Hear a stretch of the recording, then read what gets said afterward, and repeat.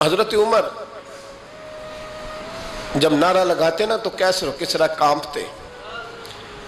سفیر آتے روم کے ملنے کے لیے تو کہتے جاؤ عمر نفل پڑھ رہے ہیں، ٹائم کوئی نہیں. ایک دن اندر میٹنگ ہو رہی تھی، حضرت عمر میٹنگ میں بیٹھے تھے. آپ کے بیٹے ملنے آئے عبداللہ ابن عمر. ابا جی اندر آ جاؤ. فرمایا دروازے پہ کھڑا ہو، میں ضروری بات کر رہا ہوں، اندر نہ آنا. جناب عبداللہ ابن عمر کہتے ہیں میں دروازے پہ کھڑا ہو گیا. تھوڑی دیر گزری تو امام حسین بھی آ گئے. ایک حدیث میں ایک روایت میں امام حسن کا لفظ بھی ہے. امام حسین آئے، آ کے عبداللہ ابن عمر سے کہنے لگے عمر فاروق اندر ہیں؟ تو کہا وہ اندر تو ہے. تو کہا آپ کیوں دروازے پہ کھڑے ہیں؟ کہنے لگے ابا جی نے کہا ہے یہاں انتظار کرو، میں کوئی ضروری بات کر رہا ہوں. لیکن شہزادے میرے لیے کہا ہے، میرے لیے آپ جانا چاہیں تو چلے جائیں. امام حسین کہنے لگے امیر المومنین کوئی بات کر رہے ہوں گے، میں ظہر کے وقت مسجد میں مل لوں گا، ظہر کا ٹائم آئے گا نا تو میں مسجد میں مل لوں گا. یہ کہہ کے چلے گئے. حضرت عمر باہر آئے تو حضرت عبداللہ ابن عمر سے کہا کہ کوئی آیا تو نہیں؟ عرض کی حضور حسین ابن علی آئے. حسین ابن علی. تو کہا اندر کیوں نہیں بھیجا؟ کہا میں نے کہا تھا بے شک چلے جائیں، لیکن وہ کہہ رہے تھے کہ میں ظہر کے وقت مسجد میں مل لوں گا. تو سیدنا عمر فاروق فرمانے لگے عبداللہ تجھے تیری ماں روئے، حسین کو کیوں واپس بھیجا؟ پھر عمر دنیا داروں کے سامنے ڈٹنا، کھڑا ہونا عمر پہ ختم ہے، لیکن جو اندر کی بات ہے نا، روح کی، جو عقیدت کی بات ہے، جو وفا کا رشتہ ہے، اس کو کون سمجھے؟ یہ جو روح کی مجبوریاں ہیں، یہ جو وفا کی مجبوریاں ہیں، اسے لوگ کیا سمجھیں؟ انہیں کیا پتا کہ مرشد کے بیٹے کے پیر چومنے میں حسن کیا ہوتا ہے. انہیں کیا پتا کہ جب استاد کا بیٹا گھر میں آتا ہے تو دل کرتا ہے مکان بیچ کے اسے دے دیں، اس کے باپ کی نیکیاں بڑی ہیں. جناب عمر فاروق دوڑے گئے، امام حسین کے دروازے پہ دستک دی.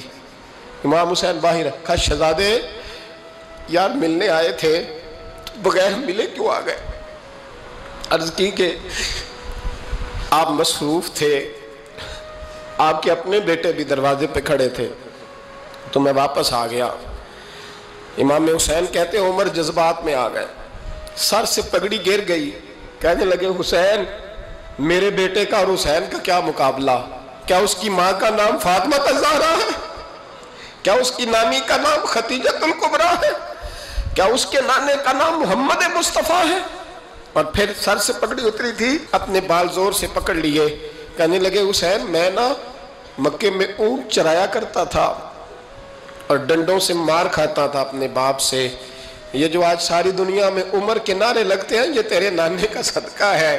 شہزادے میری وفا اور میری وفا میں جب تیرا دل کرے نا دوڑ کے آ جایا کر. عمر تو لوگ ایک دن امام حسین نے آ کے نا جناب فاروق اعظم سے کہا، خطبہ دے رہے تھے بچوں کی طبیعت شروع میں، پتہ نہیں کیا بات آئی امام حسین کے دل میں. کہنے لگے عمر نیچے اترو، یہ میرے نانا کا ممبر ہے. تو حضرت سیدنا عمر سنو، کبھی میرا بھی بچہ آ جائے تو میں کہتا ہوں اس کو پکڑو یار، بچوں کو تو نہیں نا جمعوں میں مطلب ذکر کیا جاتا، اترنا میرے نانے کا ممبر ہے. جناب عمر اتر کے نیچے کھڑے ہو گئے تو کہا جا کے اپنے نانے کے ممبر پہ بیٹھ. تو حضرت عمر رو پڑے، کہنے لگے شہزادے میرے نانے کا ممبر ہی کوئی نہیں ہے ہی نہیں. یہ ممبر یہ مصلی یہ تیرے نانے کی شان ہے، میرے نانے کا کوئی ممبر نہیں، تیرے ہی نانے کا ممبر ہے. تھوڑی دیر کھڑے رہے تو امام حسین کہنے لگے اچھا کوئی نہیں آپ کے نانے کا ممبر کا نہیں؟ کہا چلو پھر میرے نانے کے ممبر پہ بیٹھ جاؤ چلو خیر ہے. کوئی نہیں آپ کے نانے کا؟ کہا نہیں. تو کہا کوئی نہیں پھر میرے نانے کے. جب حضرت عمر بیٹھے تو بڑا شاندار جملہ کہا، فرمانے لگے میں ممبر پر مرضی سے نہیں بیٹھا تھا، مجھے ابو بکر نے بٹھایا تھا، اور پھر حسین کے کہنے پہ میں اترا ہوں، اب مجھے حسین نے بٹھایا ہے. اب کسی کی جرت ہے تو عمر کو اتار کے دکھائے، اب میں حسین کا تیری نسل پاک میں.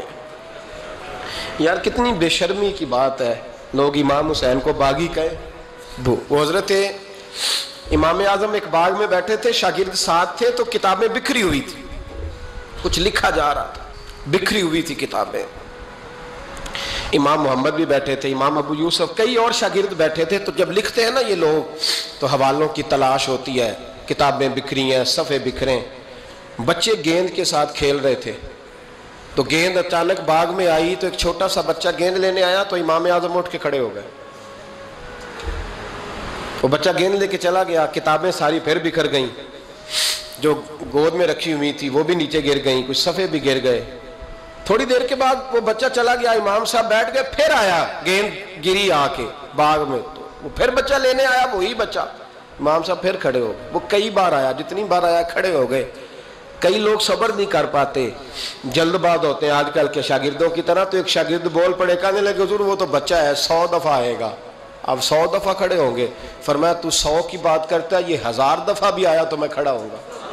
کہا حضور بچہ ہے آپ کیوں کھڑے ہو گئے؟ فرمانے لگے معمولی بچہ نہیں, میرے استاد کا پوتا ہے. تو جس نے مجھے اللہ رسول کا نام بتایا اس کا پوتا ہے تو میں کھڑا نہ ہوں. اگر استاد کے پوتے کا یہ ادب ہے تو بتاؤ محمد عربی کے نواسے کا کیا ادب ہے؟ رسول اللہ صلی اللہ علیہ وسلم. لوگ سمجھتے ہیں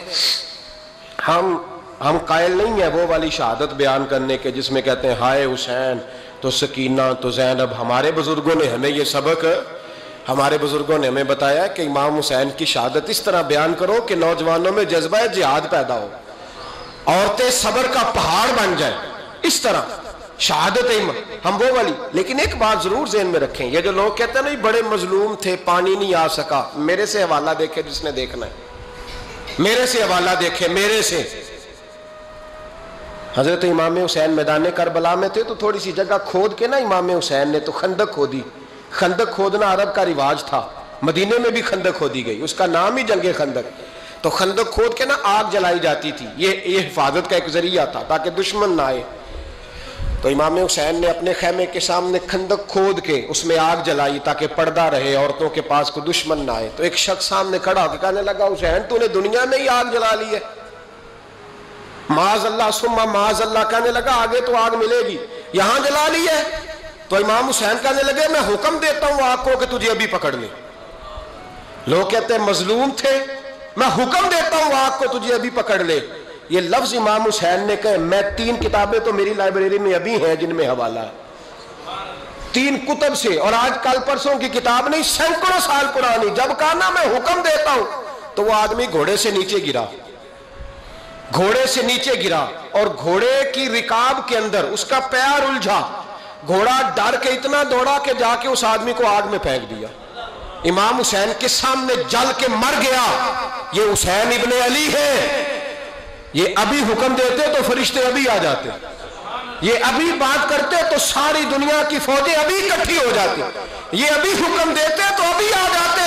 اور سنو, اگر جناب اسماعیل کے لیے دمبا آ سکتا ہے تو وہ تو حضرت ابراہیم کے بیٹے تھے, اور یہ تو مصطفیٰ کی اولاد ہے, ان کے لیے کیا کچھ نہیں ہو سکتا. لیکن امام حسین نے پسند کیا تھا کربلا کے جہاد کو, اس کو پسند کیا تھا مولا علی نے, وہ اپنی پسند پہ تھے.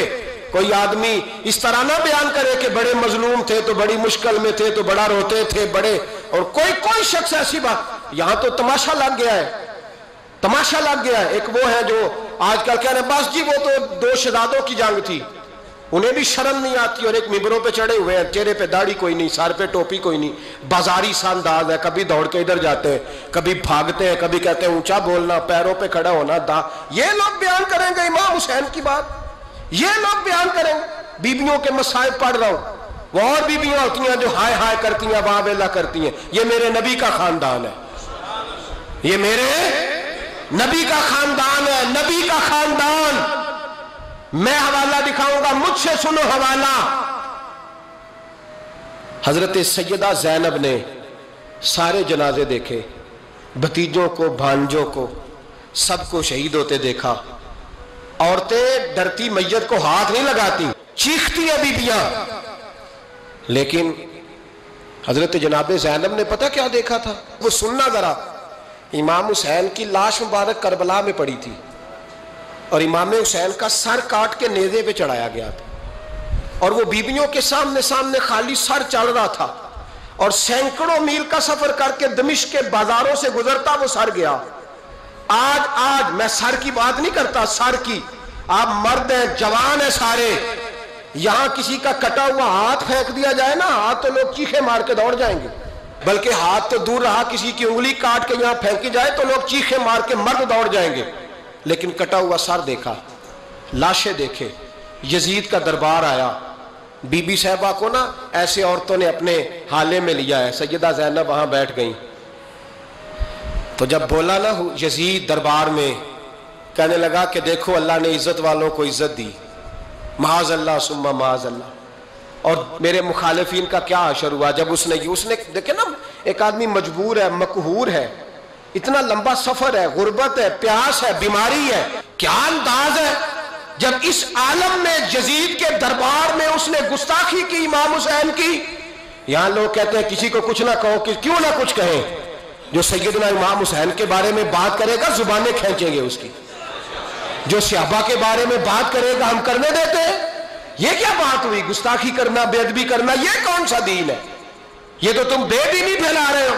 سنو، جب اس نے بے ادبی کی تو سیدہ زینب چپ نہیں رہی، بلکہ حضرت زینب بولی اور کھڑی ہوئی، اور آپ نے تلاوت کی قرآن مجید کی اور آیتیں پڑھی، کہنے لگی وَتُعِزُّ مَن تَشَاءُ وَتُذِلُّ مَن تَشَاءُ بِیَدِکَ الْخَیْرُ، اور آپ فرمانے لگی یزید تو کہتا ہے تیرے مخالفین پسپا ہو گئے، تجھے عزت ملی؟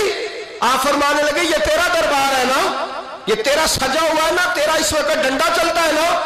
فرمانے لگی چند سال ٹھہر جا، تیرے اوپر لوگ لعنتیں برسائیں گے، اور فرمایا جب جمعے پڑھے جائیں گے تو لوگ میرے حسین کے نام کے خطبے پڑھیں گے۔ فرمایا آج یہ تیرا دربار ہے نا۔ حضرت نعمان بن بشیر صحابی رسول تھے، وہ کہتے ہیں میرے قریب ایک نابینا صحابی بیٹھا تھا، سنو سنو حوالہ میں دکھاؤں گا، کہنے لگے میرے قریب اس وقت یزید کے دربار میں ایک نابینا صحابی بیٹھے تھے، جب بی بی زینب نے یہ بات کی نا تو وہ نابینا صحابی میرا ہاتھ پکڑ کے کہنے لگے نعمان علی آ گئے ہیں، یہ تو علی کی آواز ہے، علی آ گئے، جبریل امی بول رہے ہوں جیسے، حکمت کے گوہر رول رہے ہوں جیسے، دربار دمشق میں وہ زینب کا خطاب منبر پہ علی بول رہے ہوں جیسے۔ کہنے لگے علی آ گئے، علی، یہ تو علی کی آواز ہے۔ جناب نعمان بن بشیر کہنے لگے نہیں، علی جب بولتے تھے تو بڑا رنگ ہوتا تھا، ابھی تو زینب کھل کے بول ہی نہیں رہی، ابھی تو زینب ستائی ہوئی ہے، ابھی تو زینب زخم کھا کے آئی ہے، ابھی تو زینب پیاسی ہے۔ کاش زینب تر و تازہ ہوتی تو زینب خطبہ پڑھتی تو علی کی طرح گرجدار آواز نکلتی، یزید کے محل کانپتے، جبریل امی بول رہے ہوں جیسے، حکمت کے گوہر رول رہے ہوں جیسے، دربار دمشق میں بی بی زینب کا خطاب منبر پہ علی بول رہے ہوں جیسے۔ وہ مسکینوں کی طرح منتیں نہیں کر رہے تھے، ہائے پانی ان کا مزاج ہی نہیں تھا، بلکہ وہ دلیر لوگ تھے، دلیر، اور بر موقع بر محل بولتے تھے۔ یزید آیا دربار میں، جب یہ سارا قافلہ وہاں پہنچا تو یزید دربار میں آیا، اور جب وہ دربار میں آیا تو بادشاہوں کا طریقہ ہے، گاڑیاں، اب ہمارے بادشاہوں نے روٹر والی گاڑیاں رکھی ہوئی ہیں، وہ یوں چلتی ہیں، شور ہوتا ہے پیچھے، اس زمانے میں کہا جاتا تھا با دبا ملاحظہ ہوشیا، پیچھے ہٹ جاؤ، نعرے لگنے لگے۔ تو یزید کا ایک ناخلف بیٹا امام زین العابدین سے کہنے لگا تیرا باپ کہاں ہے؟ دیکھ یہ میرے باپ دادا کے نعرے، دیکھ میرے باپ کے نعرے، تیرے کدھر ہے؟ ابھی یہ بات شروع اس نے کی تھی کہ دمشق کی جامع مسجد میں زور کی اذان ہو گئی، اور جب مؤذن نے کہا نا اشہد ان محمد رسول اللہ، تو امام زین العابدین اس کا ہاتھ پکڑ کے کہنے لگے یہ میرے نانا کے نعرے لگ رہے ہیں، اگر تیرا ہے تو بتا، یہ میرے نانا کے نعرے ہیں۔ اور فرمایا تیرے باپ کے 2-2.5 سال لگیں گے، میرے نانے کے قیامت کے بعد بھی لگیں گے، میرے نانے کے نعرے قیامت کے یہ لگتے رہیں گے، لگ رہے ہیں اور لگتے تھے اور لگتے رہیں گے۔ میرے بھائی یاد رکھو، دلیری، ہمت، پہلی بات ان سے پیار کرنا ہے، دوسرا ان کی ہمت، ان کا مقام دلیری کرنا ہے، ان کا کام ہمت کرنا ہے، ان کا کام ڈٹ جانا ہے، کمزوری دکھانا اہل بیت کا طریقہ ہوتی ہے۔ حضرت عباس کے بازوؤں میں درد ہوتی، جناب زینب پھر پریشان ہوتی ہیں کہ ہم تو اس بے حیائی کے خلاف لڑے اور امت ابھی یہ گند کر رہی ہے۔ جو چوکوں میں کھڑا ہوتا ہے نا عورتوں کو تاڑتا ہے، وہ یزید کے طریقے پہ عمل کرتا ہے۔ یہ دلائل ہے، آپ سوچ لیں، اندازہ کر لیں کہ ہم نے کس جماعت میں کھڑے ہونا ہے۔ اس لیے گند سارا نکالیں۔ امام حسین کا ایک پیغام آج اپنانا بڑا ضروری ہے۔ امام حسین نے سر سجدے میں کٹایا، اور قرآن کی تلاوت نیزے کی نوک پہ بھی جاری رہی ہے. اس لیے آج کم از کم 10 نفل امام حسین کی سنت سمجھ کے ضرور پڑھیں گے انشاءاللہ. جنہوں نے روزہ رکھا ہے بڑا اچھا کیا ہے. چلو جو نہیں رکھ سکے پھر بھی نفلی ہے، کوئی فرض نہیں. کم از کم 3 دفعہ سورت یاسین کی تلاوت آج ضروری ہے امام حسین کے لیے. کریں گے انشاءاللہ تعالی. اگر وہ نیزے کی نوک پہ پڑھ سکتے ہیں تو آپ ان کی خاطر بھی تو پڑھ ہی سکتے ہیں نا. تو بہت ضروری کام آج نفل پڑھنا ہے، اور بہت ضروری کام آج قرآن پاک کی تلاوت کرنا. کریں گے انشاءاللہ تعالی.